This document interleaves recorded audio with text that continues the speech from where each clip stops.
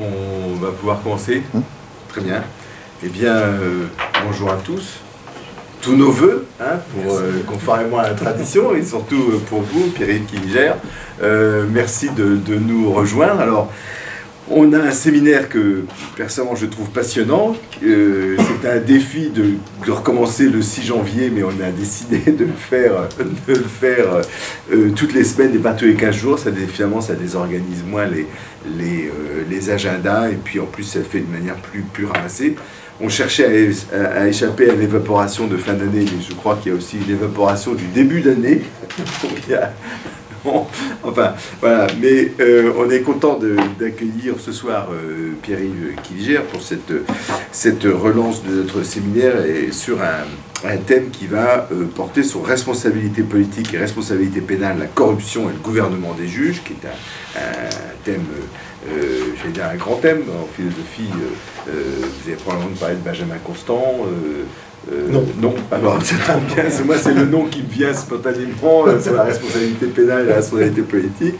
En tout cas, vous êtes professeur de philosophie à l'université de Nice, Sophia Antipolis. Nous on se connaissait quand vous étiez maître de conf à Paris-Sorbonne, où vous êtes resté pendant longtemps, vous avez dirigé le département de philosophie, vous avez écrit beaucoup sur CIS aussi, sur l'éthique médicale, qui sont bien des questions qui nous intéressent, et vous avez, si je ne m'abuse, déjà écrit dans la revue Les Cahiers de la Justice pour Denis Salas, non?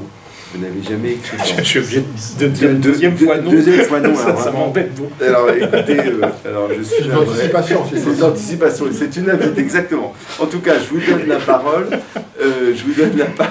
Pour ce. C'est très bien, parce qu'il n'est passé pas notre crèmerie, c'est celle d'à côté. Bon, donc les règles du jeu de ce séminaire, vous les connaissez probablement. Donc je vous donne la parole pour votre exposé, puis ensuite on pourra entamer une discussion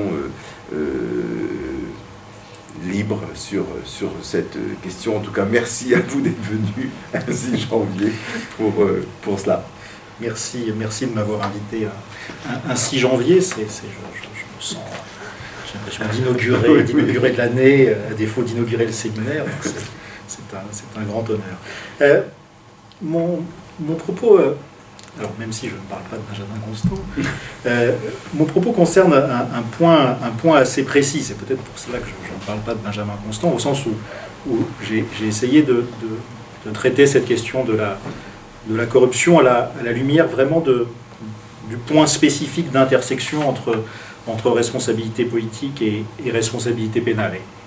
Je suis philosophe du droit et je m'intéresse en philosophie du droit aux questions un peu minuscules, aux questions d'intersection entre les différents champs. Et ça me conduit parfois à du coup laisser de côté des figures assez gigantesques et assez essentielles pour m'occuper de choses un petit peu qui peuvent sembler un peu minuscules, mais je crois que la philosophie passe aussi par un intérêt pour les petites choses. Donc mon propos concerne un point très précis qu'on peut définir ainsi de façon presque géométrique ou topologique, le point de rencontre entre l'action nécessaire du juge et la protection tout aussi nécessaire de ce qu'on peut appeler l'action politique légitime. C'est une question très classique. Cette question très classique, elle peut être traitée d'au moins deux manières différentes que je voudrais rappeler en préambule un petit peu historique.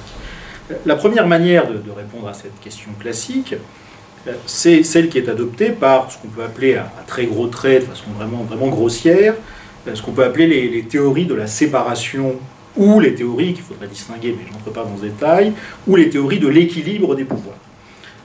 Qu'il s'agisse des théories formulées par Locke, ou qu'il s'agisse des théories formulées par Montesquieu, ou qu'il s'agisse de formes constitutionnelles contemporaines qui s'en inspirent, il s'agit, dans cette perspective, d'organiser une relation entre l'action du juge et l'action politique, qui sont considérées toutes les deux comme des pouvoirs, comme la manifestation donc de deux pouvoirs.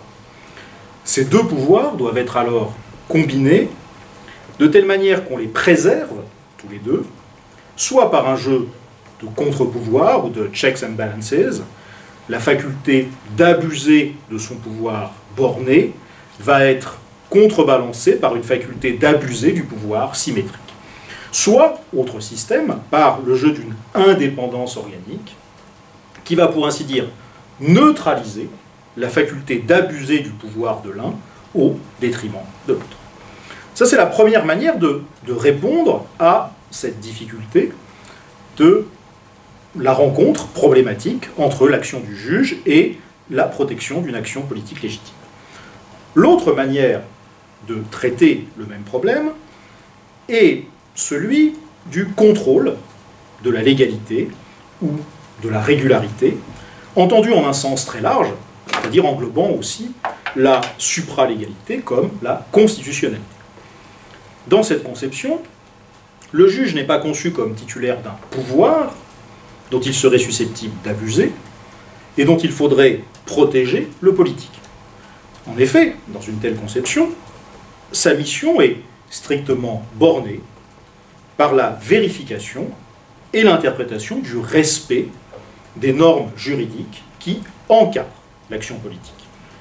Ces normes ayant elles-mêmes pour origine une action politique, écriture et adoption de la Constitution par exemple, le rôle du juge dans cette conception se résume, pour ainsi dire, à garantir ce qu'on peut appeler la cohérence formelle de l'action politique et ne peut être en rien un geste gouvernemental susceptible donc d'empiéter sur le terrain politique. Ce n'est donc pas un autre pouvoir qui rééquilibrerait ou qui arrêterait le premier pouvoir, le pouvoir politique.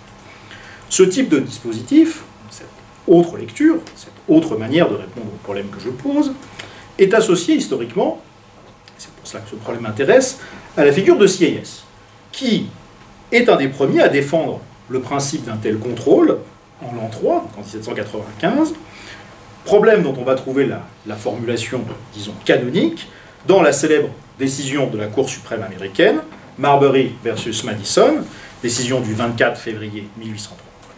La jurisprudence Marbury versus Madison sera confirmée par un autre arrêt, l'arrêt Kendall versus United States de 1838, je cite quelques lignes, prétendre que le pouvoir du président de faire exécuter les lois entraînerait un pouvoir d'en empêcher l'exécution est une interprétation tout à fait nouvelle de la Constitution et entièrement inacceptable.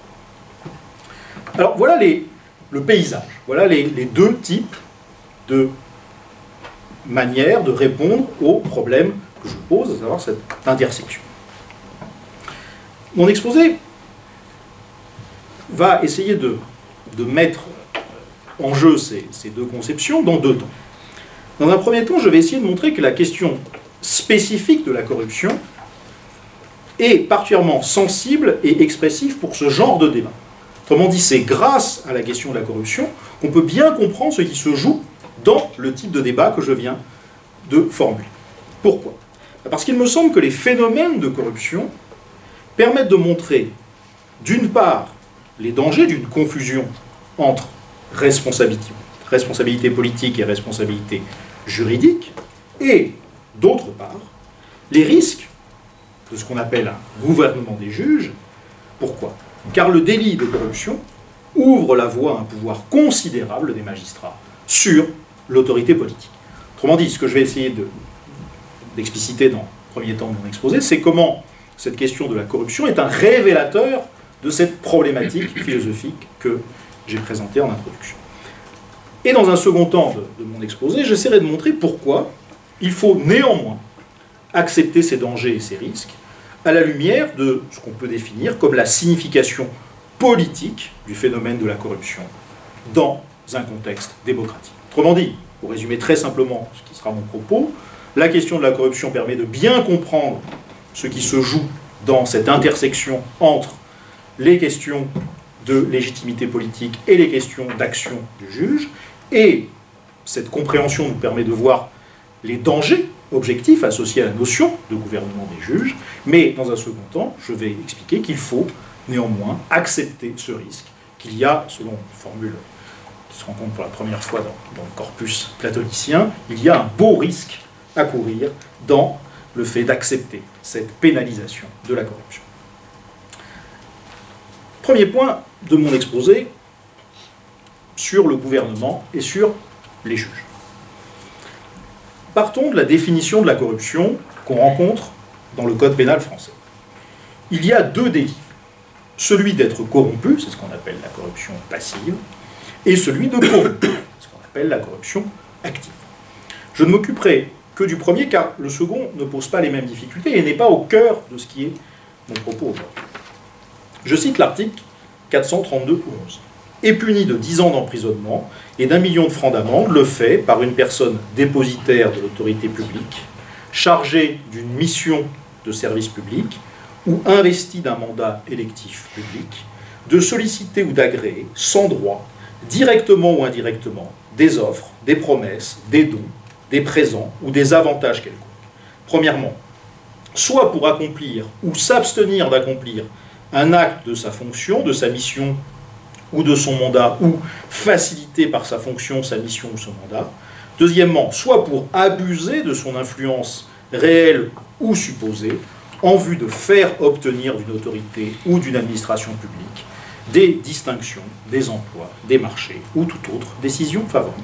Alors, on voit, à la lecture de cet article, que le délit concerne donc non seulement des fonctionnaires ou personnels assimilés, mais aussi, c'est la référence de l'article que vous voulez, article 432-11.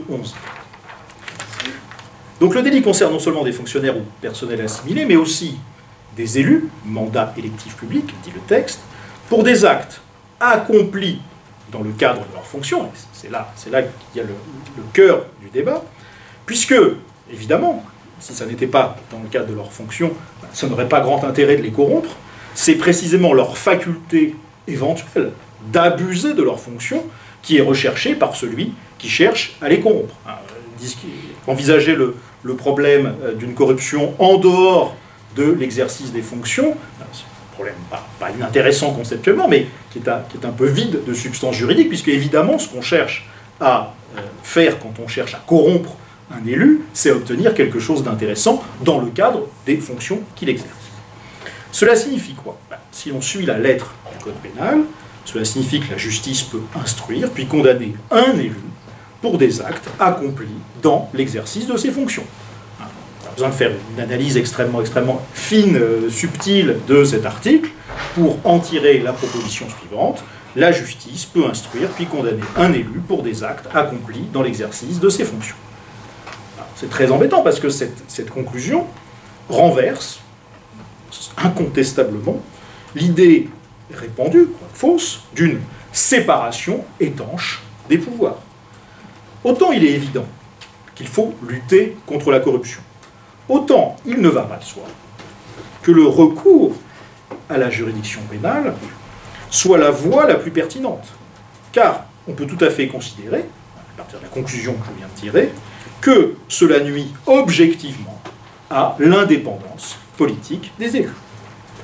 On pourrait tout à fait imaginer que, au lieu d'une responsabilité pénale, on pourrait tout à fait se contenter d'une responsabilité politique et considérer que le prix à payer pour respecter l'indépendance politique des élus est l'impossibilité de les poursuivre pour une infraction pénale, quelle qu'elle soit, dès lors qu'elle est en rapport avec leurs fonctions, dès lors qu'elle serait accomplie dans l'exercice de leurs fonctions.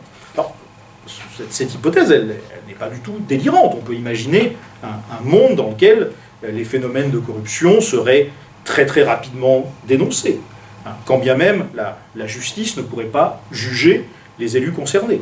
Imaginons un monde dans lequel la presse est absolument libre, où les enquêtes sont très rigoureuses, sont poussées, et où la presse ne risque en aucun cas un procès en diffamation. Tel monde est un monde dans lequel on peut imaginer que l'opinion, les dirigeants des partis politiques, et surtout les élections régulièrement organisées, eh bien dans un tel monde, tout cela constituerait autant de mises en jeu possibles d'une responsabilité politique qui permettrait de se passer d'une responsabilité pénale.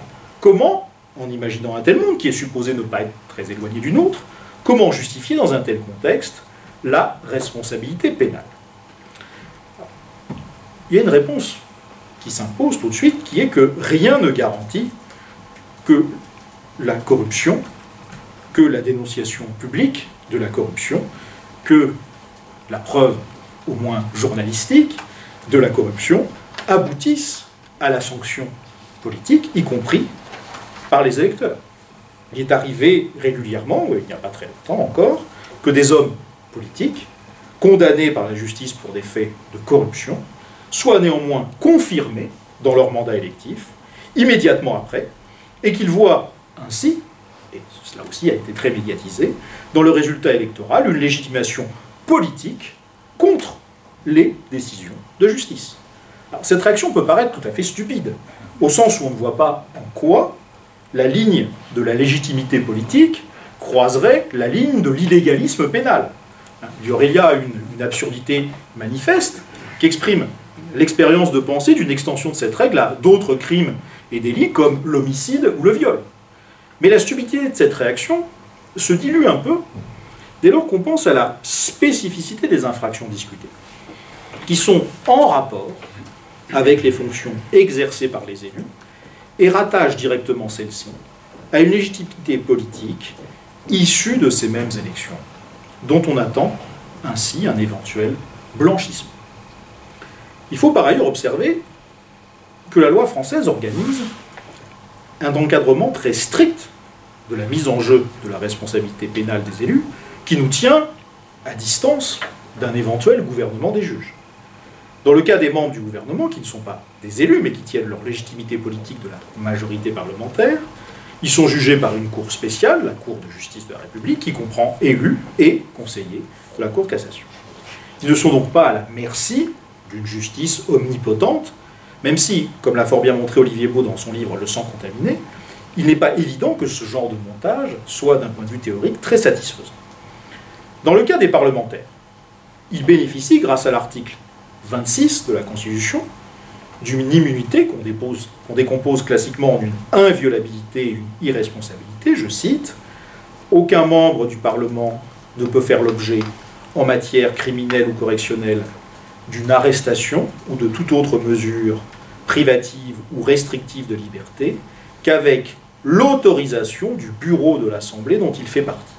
Cette autorisation n'est pas requise en cas de crime ou délit flagrant ou de condamnation définitive. La détention, les mesures privatives ou restrictives de liberté ou la poursuite d'un membre du Parlement sont suspendues pour la durée de la session si l'Assemblée dont il fait partie le requiert. L'Assemblée intéressée est réunie de plein droit pour des séances supplémentaires pour permettre, le cas échéant, l'application de l'alinéa ci-dessus. » Donc l'immunité peut être levée par les autres parlementaires. Cela s'est d'ailleurs produit à plusieurs reprises, y compris dans des affaires de corruption. Cela signifie quoi? Que le risque d'un empiètement abusif des juges sur l'autorité politique est aussi faible, pratiquement, qu'il est immense d'un point de vue théorique. Car il est incontestable que l'empire du juge est considérable d'un point de vue analytique quand il s'agit de corruption. Car que lui demande-t-on? De qualifier pénalement, c'est-à-dire comme une atteinte aux intérêts de la société, et plus spécifiquement de la nation, comme l'indique le titre 4 du Code pénal dans lequel on trouve les articles évoqués, qualifier pénalement une action politique accomplie dans le cadre de ses fonctions, action politique d'un élu qui tient sa légitimité du suffrage démocratique. Si on essaie d'être un peu indifférent aux réalités juridiques dans leur technicité, ou si on essaye de penser à des contextes politiques plus particuliers, plus chauds, plus tendus, il ne va pas de soi qu'on puisse reconnaître à une autorité non élue une telle faculté d'évaluer, via la qualification juridique et l'incrimination, le caractère licite ou illicite de l'action d'un élu. Alors, dans cette première partie, j'ai essayé de décrire les garde-fous qui, concrètement, permettent de ne pas trop s'effrayer de ce schéma abstrait. Mais j'ai voulu aussi montrer que, si on a un regard de philosophe en philosophie du droit et en philosophie politique sur ce schéma, on voit que dans son abstraction, il est éminemment problématique. la corruption est à la fois ce qui semble soulever en nous l'évidence de l'indignation morale, au sens où on se dit, mais s'il y a bien un type d'action politique qui doit faire l'objet d'une sanction pénale, c'est la corruption. Et en même temps, la corruption se montre à nous, se présente sous un visage qui est assez évidemment celui d'un des lieux les plus incontestablement problématiques pour la mise en jeu d'une telle action de la justice. Dans la seconde partie de mon exposé, je voudrais montrer comment, même si l'on se place dans une perspective abstraite, indépendamment des garde-fous concrets que j'ai essayé d'indiquer, je voudrais montrer que la démocratie gagne quelque chose à l'existence d'un tel dispositif. Donc mon deuxième point s'appelle « Nécessité politique d'une pénalisation juridique de la corruption ». Si l'on examine les deux alinéas de l'article 432.11, on voit que sont distinguées deux actions.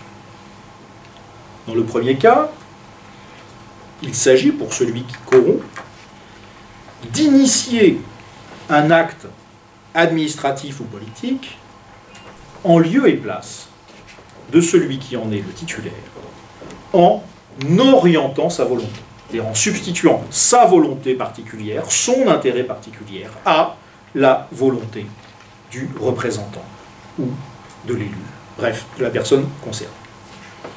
Dans le second cas, il s'agit par une sorte de, ce que j'appellerais de façon un peu abusive, une sorte de contrat corrupteur, il s'agit de bénéficier d'une forme d'enrichissement sans cause, c'est-à-dire d'être le bénéficiaire d'une décision qui n'aurait pas été, sans la corruption, une décision nécessairement favorable. Autrement dit, j'obtiens quelque chose que je n'étais pas sûr d'obtenir par cette démarche de corruption. Dans le premier cas, cela revient à acheter, par le geste corrupteur, une autorité dont on n'est pas le titulaire. Comme si l'on privatisait l'action publique de façon opaque. Comme électeur, quand je vais voter, je cherche à faire une chose très simple. Je désigne un individu X pour qu'il décide d'un certain nombre de choses qui concernent l'intérêt public et les questions publiques. En réalité, par le jeu de la corruption, je me retrouve en tant qu'électeur à devoir constater que c'est l'individu Y qui a décidé, à la place de X, par la grâce de cette corruption de l'individu X élu par moi. Première situation. Deuxième situation, dans le second cas donc, cela revient à acheter une décision plutôt qu'une autre, alors même que la décision prise doit l'être selon des critères qui sont évidemment autres que ceux de celui qui corrompt, à savoir des critères qui sont ceux de l'intérêt général, des critères qui sont déterminés par des règles fixées par le droit administratif, en particulier en matière de marché public, pour les appels d'offres, le mieux-disant, le moins-disant, etc. Les deux situations sont assez proches. Mais, dans le premier cas, on est dans une situation qui appelle la production d'une norme. Car la décision que je veux obtenir du fonctionnaire ou de l'élu en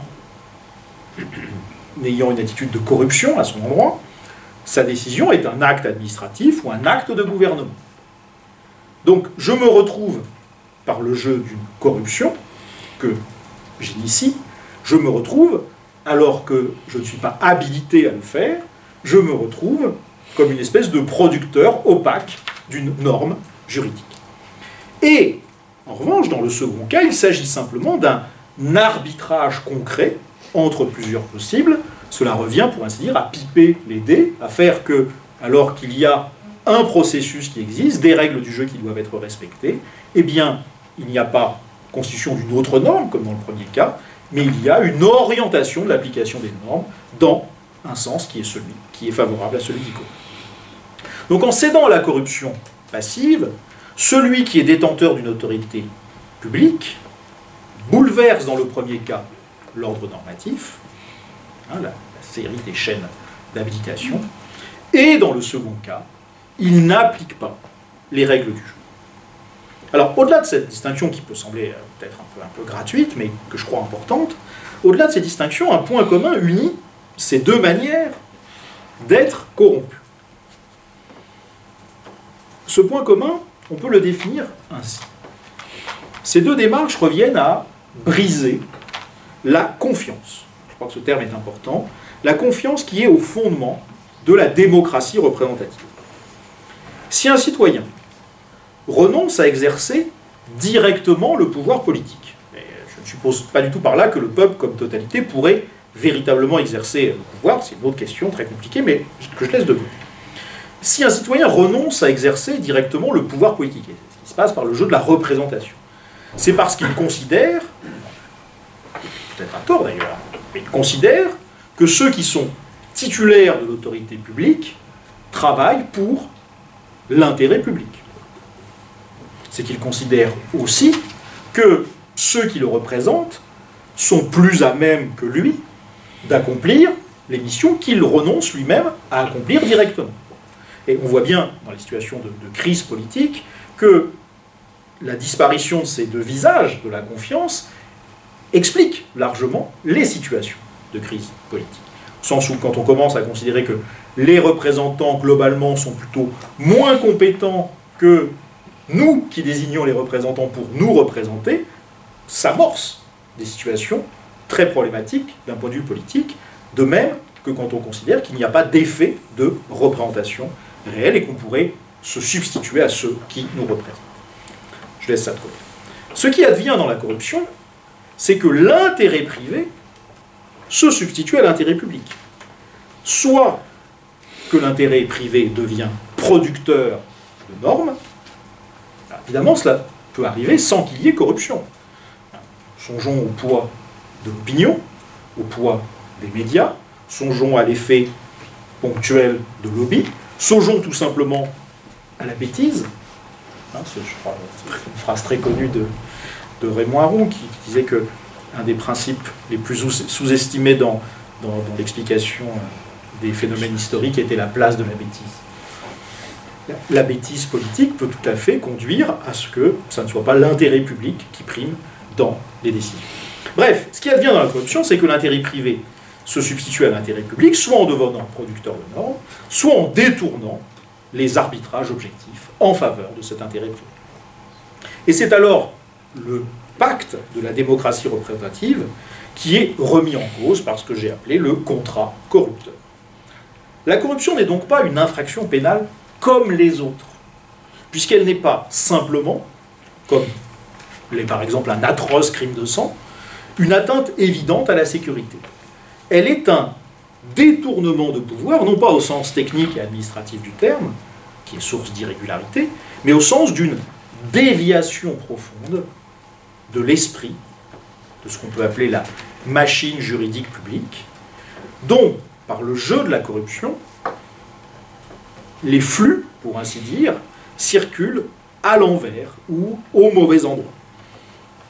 En m'inspirant des remarques faites par Catherine Collet-Hélène dans un livre qui s'appelle « La démocratie sans démos », je dirais que le problème est d'ailleurs moins de savoir si le peuple est, dans ce type de situation caractérisée par les phénomènes de corruption, le problème est moins de savoir si le peuple est ainsi nié dans son essence, si sa souveraineté est mise à mal, que d'identifier le caractère strictement extra-politique et extra-juridique d'un dispositif d'ensemble qui accueillerait le fait de la corruption sans le pénaliser. Autrement dit, on ne peut pas envisager qu'une machine politique fonctionne correctement sans reconnaître comme une infraction, et une infraction grave, le phénomène de la corruption. D'ailleurs, pour revenir sur certains des éléments que j'ai abordés dans la première partie de mon exposé, La grille de lecture par la souveraineté autorise justement d'accepter la corruption ou de la relativiser, à la condition que l'auteur du délit se voit confirmé dans ses missions par une volonté populaire consultée adéquatement, et cela revient qu'on puisse supposer la chose suivante, à savoir qu'on puisse légitimer l'action politique issue de la corruption, qu'on puisse la légitimer ex post, en mettant en jeu la responsabilité politique. Or, je crois qu'un tel dispositif n'est tout simplement pas acceptable et contredit l'idée même de démocratie. Car je crois que la démocratie se caractérise bien plutôt, comme le dit fort bien Catherine Collet-Tellez dans le livre que j'ai évoqué, par une série de principes fondamentaux, par une série de droits imprescriptibles, par une structuration institutionnelle minimale, offrant des garanties à l'ensemble des citoyens, bien plus que par ce lien avec un démos, auquel on accorderait éventuellement la faculté de passer outre les phénomènes de corruption. Car quelle est cette volonté populaire qui aurait aussi la capacité d'effacer, pour ainsi dire, un crime aussi substantiellement contraire au fonctionnement même de l'institution politique que celui de la corruption. Il me semble donc que la pénalisation et la mise en jeu d'une responsabilité juridique des dépositaires de l'autorité publique ayant accepté une corruption passive est au nombre des principes constitutifs de la démocratie. Alors pour finir, je voudrais faire remarquer la chose suivante. Le Code pénal français est très cohérent et va jusqu'au bout de cette logique puisqu'il envisage aussi la corruption de ceux-là même qui ont pour mission de sanctionner la corruption, à savoir les magistrats.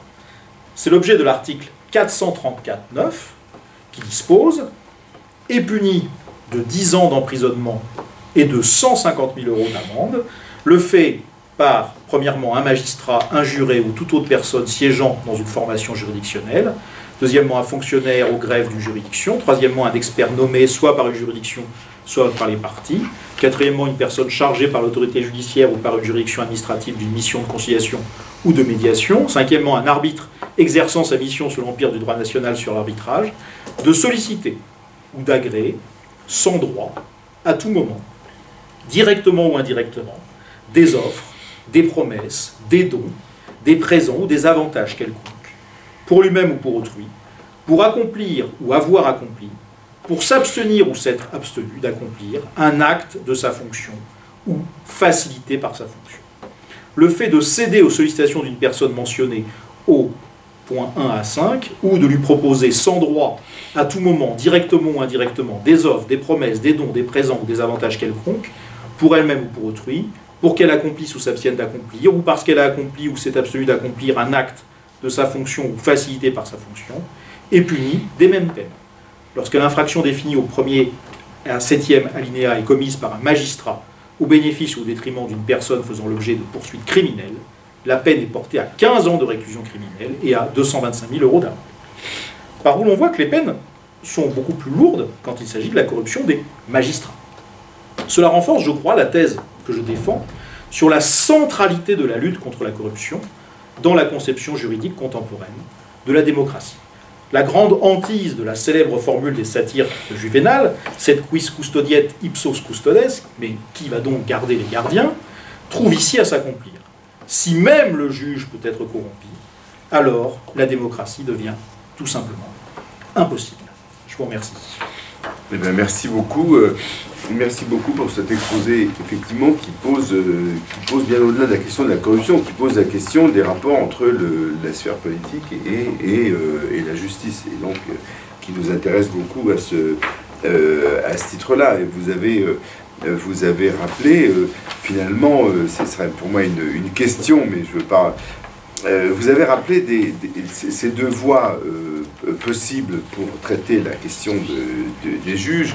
Et dans le fond, est-ce qu'on n'est pas esclave tributaire en France d'un monopole, monopole exclusif, c'est un pléonasme de la souveraineté par les élus? C'est-à-dire, est-ce qu'on n'a pas ce point aveugle dans nos catégories politiques, le fait que la représentation nationale a c'est pas qu'elle a vocation, mais elle représente l'entièreté de la légitimité politique.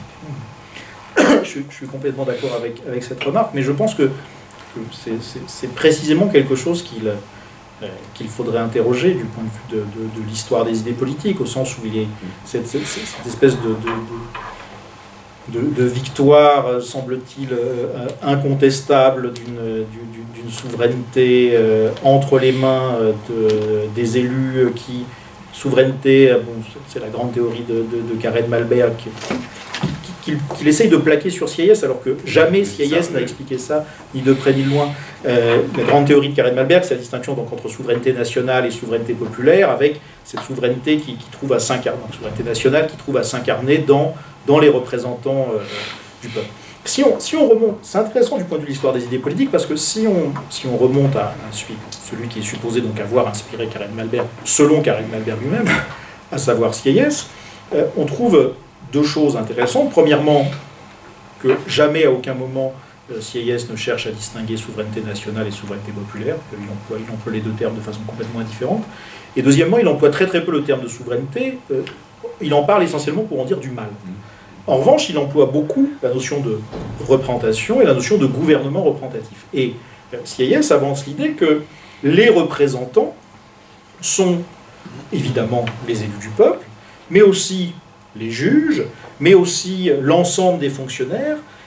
Il y a chez Sieyès l'idée que l'ensemble des titulaires d'une mission représentant un intérêt public, c'est ce qu'il appelle l'établissement public, l'ensemble de ces titulaires sont non pas porteurs d'un morceau de la souveraineté, parce que justement ils considèrent que la souveraineté, il faut s'en méfier, mais sont porteurs d'un morceau de la représentation politique. Et en effet, il y a, c'est quelque chose que Sieyès voit de façon très nette en l'an 3, c'est-à-dire après la période de la terreur, Sieyès voit clairement les dangers qu'il y a à concentrer la représentation et la légitimité au sein d'une seule partie de l'établissement public, à savoir les élus. Alors, pourquoi les élus ont le monopole de la légitimité? Tout simplement parce que je pense qu'on n'arrive pas à accepter qu'un fonctionnement de légitimation avec un visage pluriel. C'est-à-dire que le seul mode de légitimation qui nous semble supérieur aux autres, c'est l'élection. Mais je pense, et sans faire un jeu de mots, je pense que cette conception de la représentation est une représentation, au sens où cette conception de la représentation, elle est en permanence contredite par le fonctionnement de nos institutions. Je vais donner un exemple très simple. En France, on aime beaucoup la souveraineté. Je ne suis pas sûr que ce soit aussi évident que ça. Enfin, bon. En tout cas, on est assez attaché à la notion de souveraineté, mais on est aussi attaché à quelque chose qui sont les concours. En France, on aime beaucoup les concours. Bon, un concours, c'est pas vraiment une élection. Enfin, quelqu'un qui passe un concours, je ne sais pas, pour devenir énarque, il n'est pas élu. C'est pas la même chose. Bon, mais en revanche, il passe un certain nombre d'épreuves, c'est quelque chose d'assez difficile, c'est un protocole, on évalue une certaine compétence, il est évalué. Cette logique d'évaluation, elle montre bien qu'on est capable de construire des modes de représentation qui passent par autre chose que l'élection. La capacité à occuper tel ou tel poste, je suis dans l'enseignement supérieur, pour être élu dans l'enseignement supérieur, il faut passer un concours de recrutement dans l'enseignement supérieur. Cette élection, c'est pas une élection qui a le même visage et qui a exactement le même caractère qu'une élection politique. Vous n'allez pas faire campagne dans une université pour être élu dans cette université. Ça ne marche pas comme ça. Il faut envoyer un dossier, il faut avoir des compétences scientifiques, et puis après, on est auditionné. Bon. Tout ça pour dire qu'il y a donc des modes d'obtention de la représentation légitime, autres qui existent, y compris dans d'autres systèmes qui semblent ne reconnaître que l'élection politique. Alors, d'autres, des questions, des observations, des relances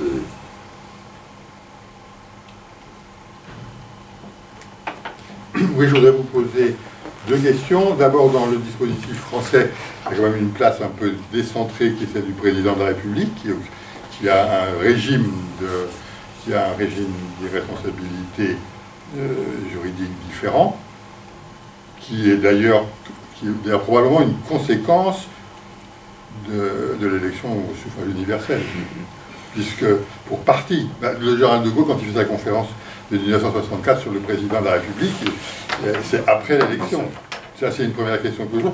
La deuxième question, plus technique, dans le gouvernement des juges, mais qui est une question qui est très débattue en dehors de France, c'est la nature de la sanction, c'est-à-dire le fait que le juge puisse interdire d'être réélu, ce qui va frontalement contre la souveraineté populaire, et avec cette question qui se démultiplie encore dans la question qui est notamment posée par des organisations anti-mafieuses italiennes au Parlement européen, est-ce que cette sanction ne devrait pas être automatique? Et l'automaticité de la sanction, j'en terminerai là-dessus par un petit commentaire, c'est une question complexe parce qu'on peut se poser la question de savoir si cette automaticité va augmenter ou diminuer le pouvoir des juges. En apparence, il l'augmente, puisque le juge va... Mais d'un autre côté, le juge est privé de sa possibilité d'appréciation, et s'il devient quelqu'un qui applique automatiquement une peine, son pouvoir est diminué. Donc c'est une question qui est compliquée, celle de la sanction que peut prononcer le juge. Voilà les quelques observations que je voudrais faire pour savoir ce que... Alors, sur le premier point, sur le président de la République, j'avais, tiens, il y a longtemps, ça fait plus de 10 ans, quand le débat, il y a eu tout un débat sur, quand c'était encore le président Chirac, sur la responsabilité pénale du chef de l'État. J'avais fait un long article en 2 livraisons pour la revue Commentaire sur cette question, et moi aussi je partais un peu de cette idée qu'il y avait une espèce d'onction démocratique qui justifiait que le président de la République soit à l'abri. Et en travaillant sur l'histoire de ce mécanisme, je me suis rendu compte que c'était vraiment pas le cas. C'est-à-dire que c'est une espèce d'invariant historique, mais même la première constitution, donc avant la République, on prévoit déjà une irresponsabilité pénale du chef de l'État. C'est-à-dire que le chef de l'État est toujours mis dans une espèce de boîte un peu à part, qu'on soit dans un système monarchique, qu'on soit dans un système républicain, qu'on ait une élection au suffrage universel du président ou non. Donc on est plutôt dans quelque chose qui est et c'est d'ailleurs pas du tout une espèce de spécificité française. C'est-à-dire qu'il y a une espèce de lieu commun constitutionnel. Je ne dis pas qu'il n'y a pas des exceptions, il y a des exceptions très célèbres dans des pays très connus, mais il est assez volontiers admis que le président de la République, en tout cas pendant la période où il est en exercice, le chef de l'État de façon plus générale, parce que ça fonctionne aussi dans les systèmes monarchiques, bénéficie d'une responsabilité. Donc voilà, tout ça pour dire que du point de vue historique, je pense qu'on peut déconnecter les deux choses. Bon, ça c'est pour le premier point. Sur le deuxième point qui est plus complexe, sur la nature de la sanction, vous avez bien vu quel était justement, ce qui est pour moi l'enjeu théorique passionnant pour cette question de la corruption. Parce que si... toute la question est de savoir si on veut ou pas faire, si on va d'ailleurs au-delà de la seule question de la corruption, mais si on veut faire d'infractions accomplies dans l'exercice des fonctions par des élus, si on veut en faire une catégorie qui a le caractère d'une exception ou pas. Est-ce qu'on veut en faire des normes ou est-ce qu'on veut en faire des exceptions? Si on veut en faire des normes, il me semble assez difficile de prévoir l'automaticité de la sanction pour ce cas particulier. Il me semble difficile de considérer qu'on va inventer un type de peine particulier. Bon. En même temps, si on veut en faire une exception, on voit immédiatement le sens politique qu'il y a à l'automaticité, on voit le sens politique qu'il y a à une sanction, enfin à une peine qui prend la forme particulière de l'interdiction de se représenter, une espèce de forme de dégradation citoyenne temporaire. On voit très bien l'intérêt, mais on voit alors là encore, on voit moins dans ce cas-là ce qui justifie ce pouvoir proprement politique accordé à des juges. Donc on retombe dans une tension beaucoup plus forte. La question, peut-être, enfin la solution peut être peut-être dans, je dirais un mot ensuite de la question de l'automaticité, mais on retombe peut-être sur un problème plus... enfin, on peut peut-être résoudre ce problème en se demandant dans quelle mesure on pourrait essayer de, non pas normaliser, mais normer, fixer des normes assez précises pour ces infractions particulières. Et compte tenu de la nature de ces infractions, on peut tout à fait considérer que l'interdiction de se représenter, en tant que telle, n'est pas une peine politique. On considère que c'est une peine. C'est une peine qui a un sens. Pourquoi? Parce qu'on peut considérer qu'il y a, du point de vue de l'infraction que subit, du préjudice que subit la société, il y a quelque chose de rationnel dans le fait que, pour une certaine période, celui qui a accompli cette infraction se trouve soustrait du jeu politique. Il y a un problème si ça a un caractère, si c'est disproportionné, comme d'habitude, c'est-à-dire si vous êtes interdit à vie de vous présenter. Mais si on considère que, par exemple, il y a une période de 5 ans, on peut tout à fait considérer que, au fond, la meilleure application de la sanction va être cette interdiction pendant 5 ans, 6 ans, etc., d'exercer des mandats. Je vous réponds sur... ça ne me semble pas nécessairement donner une coloration radicalement politique à l'action du juge. Je vous réponds sur l'automaticité. Mais sur le principe même. Parce que... Le principe... oui, allez-y. 2 minutes. Bien sûr. Le juge a d'une façon générale le droit de prononcer des interdictions professionnelles. Ah oui.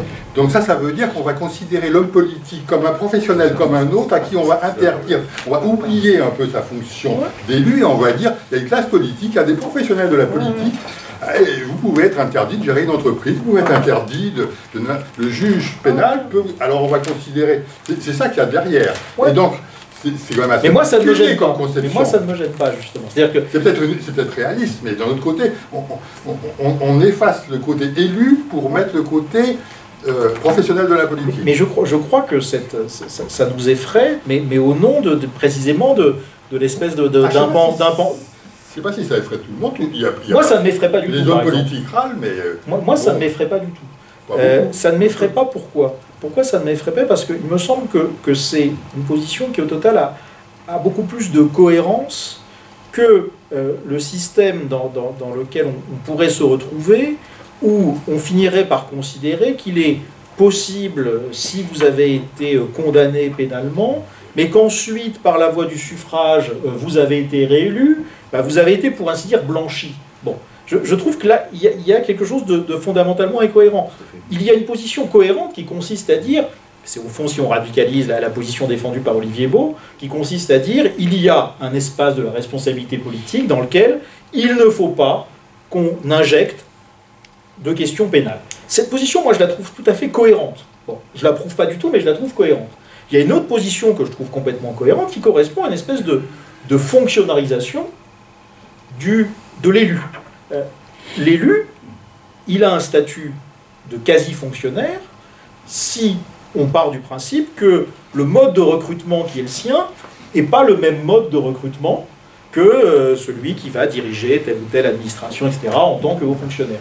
Évidemment, le mode de recrutement n'a rien à voir, mais il y a d'autres traditions politiques, d'autres pays, dans lesquels le mode de recrutement qui nous semble à nous être évidemment associé à un concours aux fonctionnaires, etc., est un mode de recrutement par une élection populaire. Bon, donc je pense qu'on peut tout à fait fonctionnariser, et dans ce cas-là, philosophique évidemment, dans ce cas-là, on arrive à une position où ce que vous pointez me semble pouvoir tout à fait s'insérer, et qu'il y a une cohérence. Ce que je trouve bizarre, c'est l'espèce de position un peu intermédiaire dans laquelle nous sommes, où on va jongler entre du tout pénal ou du tout politique, on va faire une espèce de Rubik's Cube un peu bizarre, et je trouve que, enfin, intellectuellement, ça ne me satisfait pas. Je trouve que soit on refuse absolument toute criminalisation, toute pénalisation, bon, de l'action politique en général, pourquoi pas, soit, si on l'accepte, on est bien obligé de reconnaître que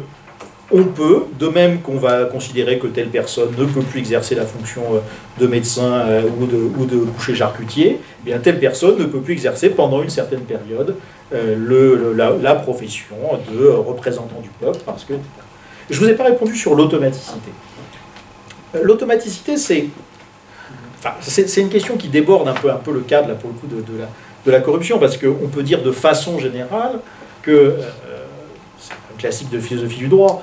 Est-ce que le juge se retrouve avec un pouvoir supplémentaire dès lors qu'il est contraint par la loi à attribuer automatiquement telle ou telle peine à telle ou telle personne? Bon. Je crois que c'est un problème qui se dilue un peu, mais même fait plus que diluer, je crois qu'il se dissout, si on voit que c'est une question essentiellement de vocabulaire. C'est-à-dire si on entend par pouvoir les conséquences effectives sur les personnes, il est évident que le pouvoir du juge est plus fort en cas d'automaticité. Si on entend par pouvoir faculté libre et individuelle d'appréciation, il est évident que dans ce cas-là, son pouvoir est diminué. Mais je crois qu'en réalité, le paradoxe, il se résout dans le fait que voilà, ce sont deux choses distinctes, et en effet, on peut difficilement contester que la faculté libre d'appréciation est diminuée dans le cas d'une automaticité, et réciproquement, on ne peut pas contester l'inverse. Voilà, je crois que c'est ce qu'on peut dire sur l'automaticité. Sur l'énoncé d'interdiction, l'antagonisme politique professionnel, en l'occurrence, sauf erreur, le code pénal parle d'activité, pas de profession. C'est pas professionnel. C'est pas professionnel. Oui, mais c'est l'interdiction de rencontrer. Oui, tout à fait. Donc on peut pas faire des jeunes, ainsi de suite. Donc, mais c'est un peu cousin quand même. C'est un peu la même idée. non, c'est l'activité. Non. L'activité dans le cadre C'est pas de laquelle l'infraction a été commise. Oui, Donc déjà, ça va. Autrement, j'avais un truc qui me passait dans la tête, c'est dans la thèse du tout responsabilité politique, finalement, on a, en caricaturant un petit peu, un propos qui pourrait être, mais finalement, le tribunal, c'est le scrutin. Oui. Et alors là, du coup... Alors si je peux... il n'y a plus de séparation des pouvoirs. C'est exactement la situation américaine. C'est-à-dire que le jury, c'est le peuple américain. Donc la confrontation à un jury, c'est une sorte de retour à l'origine. Ah, ça c'est bien ça. Et c'est pour ça que c'est aussi puissant. C'est qu'en fait, c'est le peuple américain constitué en jury, comme il est constitué. Et d'ailleurs, c'est le même mot en anglais, constituency. Ça veut dire la circonscription électorale, et c'est le constituant. C'est pour ça que c'est... Alors, il y a plusieurs... Oui, je peux aussi, effectivement, les interdictions, c'est à ce moment-là, c'est une fonction qui appartient au judiciaire par rapport au justiciable. Voilà. Et donc là, il y a des moyens qui appartiennent à la justice, donc la préparation de l'avenir, ainsi de suite.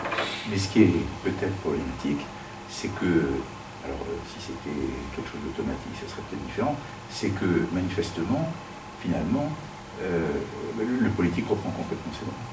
Parce que ça n'a que bien peu d'impact sur les électeurs. Enfin, on aura peut-être bientôt un président de la République qui a été interdit d'être élu pendant un certain temps avant d'être élu maire de Bordeaux, et ainsi de suite. Et il y en a plein. Enfin, Carignan, il est revenu à fond. Donc, est-ce que la difficulté, c'est peut-être justement que comme c'est quelque chose qui est dans la main de la justice, et qu'il appartient à la justice de définir la durée, tout ça, du coup, eh ben, les électeurs se considèrent comme ayant le droit parfaitement, eux, de reprendre complètement la main après et de faire ce qu'ils veulent. Oui, mais évidemment, mais là, je ne vois pas où est exactement la difficulté, parce que pour le coup, de deux choses l'une, soit on part du principe que ce type d'infraction est tellement grave que cela doit entraîner une interdiction jusqu'à la mort de pouvoir se présenter, Soit on considère que c'est une infraction grave, qui doit faire l'objet d'une sanction lourde, mais qu'au bout de la période où cette sanction est, où la peine, pardon, excuse-moi, est absolument réalisée, accomplie, eh bien, on peut se représenter devant les électeurs. Je crois que là où il y a je pense quelque chose de problématique, c'est que comme la zone entre le politique et le pénal est souvent un peu floue, et comme il y a tous ces impensés que vous avez rappelés tout à l'heure, et que notre système est un système un peu impur, avec vraiment des mélanges un peu étranges, du coup on est partagé entre une espèce de résignation un peu cynique ou sceptique, en disant bon bah de toute façon les électeurs s'y volera, et à l'inverse quelque chose qui est aussi un abus, qui est une espèce de condamnation morale peut-être excessive, au sens où il faudrait absolument que à jamais toute personne qui un jour a accompli quelque chose d'aussi abominable qu'accepter une corruption doivent ne plus jamais se présenter. Mais je crois qu'on est là dans quelque chose qui est un peu trop blanc et noir. En réalité, les points, c'est pour ça que je parlais au début de choses un peu minuscules, les points importants à identifier, c'est plutôt quelle est l'infraction, quelle est la peine, est-ce que cette peine doit aller dans le sens d'une impossibilité de se représenter, pour combien de temps, etc. Je pense qu'on serait dans un système qui, en effet, ne serait pas du tout respectueux du fonctionnement politique, si on disait, bon, bah, quelqu'un qui a un jour été condamné pour des faits de corruption doit, jusqu'à sa mort, ne pas pouvoir briguer les suffrages.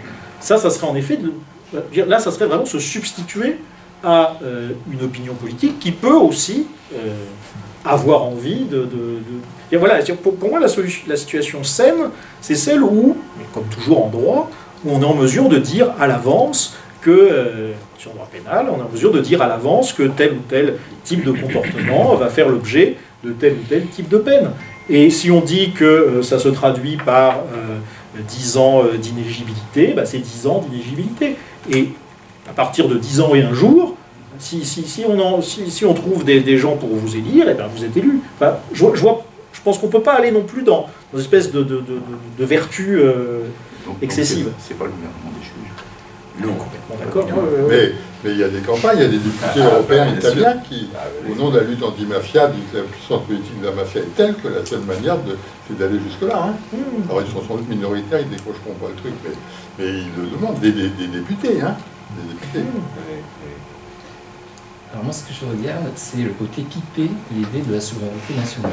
À savoir, bon, on a des cas, comme les faux électeurs du 5e arrondissement, qui est créé un clientélisme sur un secteur géographique, attribuer des logements, rénover une ville et faire en sorte d'avoir des électeurs qui votent une certaine couleur politique.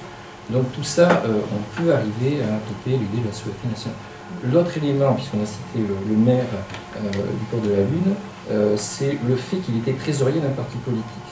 Et qu'à savoir, dans le financement des partis politiques, eh bien, il y a bien sûr des pratiques, même si aujourd'hui le financement est sur fonds public, il n'empêche que les comptes de campagne ne sont pas approuvés ou soient approuvés, comme en a le cas pour un président de la République. Il fallait faire un choix entre l'ordre ou le respect de la loi. Ce qui est emporté, c'est l'ordre, c'est le respect, parce que c'est quand même difficile d'imaginer le désastre d'annuler des élections pour des comptes de campagne qui n'auraient pas été approuvés. Donc ça serait...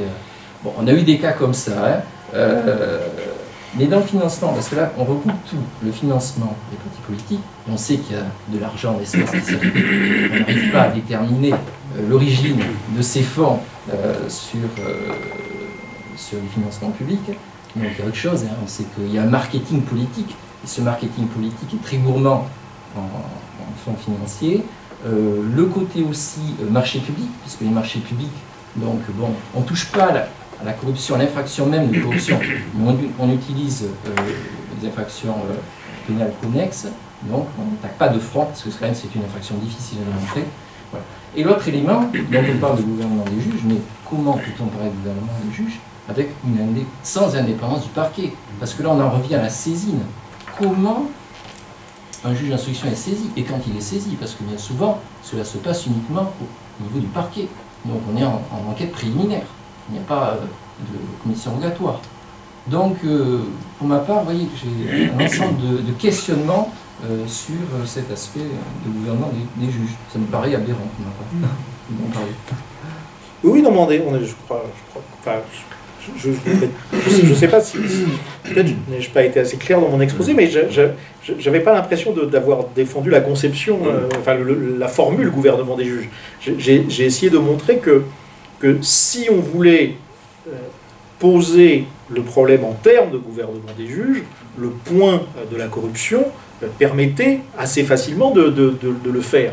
Mais je ne veux pas dire par là, c'est à mon avis ce que disait peut-être pas assez clairement ma deuxième partie, mais j'endosse pas du tout la formulation de gouvernement des juges. Je pense qu'au contraire, le fonctionnement même de la justice est structurellement extérieur à la notion de gouvernement. Et donc la forme...